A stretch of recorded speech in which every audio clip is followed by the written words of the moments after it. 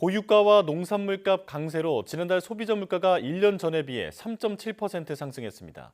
두 달 연속 3%대의 상승률인데요. 앞으로도 물가 잡기가 쉽지 않아 보입니다. 이승은 기자입니다. 높은 물가에 추석 명절도 간소하게 지냈는데 장바구니는 여전히 가볍습니다.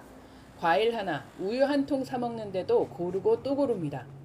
세일하는 날짜만 기다려요. 저만 그러는 게 아니라 다 그래요. 갖고 세일 그거 전단지가 언제 오나 그거 기다린다니까. 지난 6월과 7월 2%대로 둔화했던 소비자 물가 상승률이 두 달 연속 3%대를 보였습니다.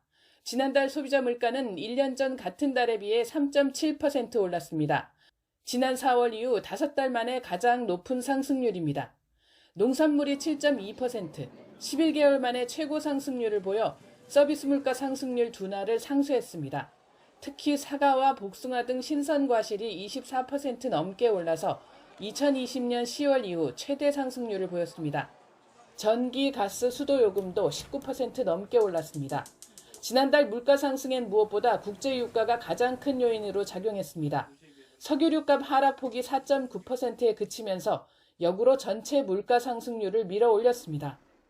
총 물가 지수가 오른 것이 0.31이니까 거의 석유류 전부 오른 것들이 그대로 반영돼서 이제 총 지수가 이제 3.4에서 3.7로 올라갔다고 보시면 될 것 같습니다. 정부는 계절적 요인이 적어지는 이번 달부터 물가 상승률이 다시 둔화할 것으로 전망합니다.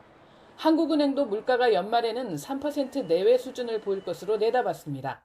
김장 재료 수급 안정 대책을 마련하여 배추, 무 할인 지원, 정부 공급 확대 등을 통해 서민 김장 부담을 덜어드리고 동절기 난방비 대책을 이달 중 선제적으로 마련하겠습니다.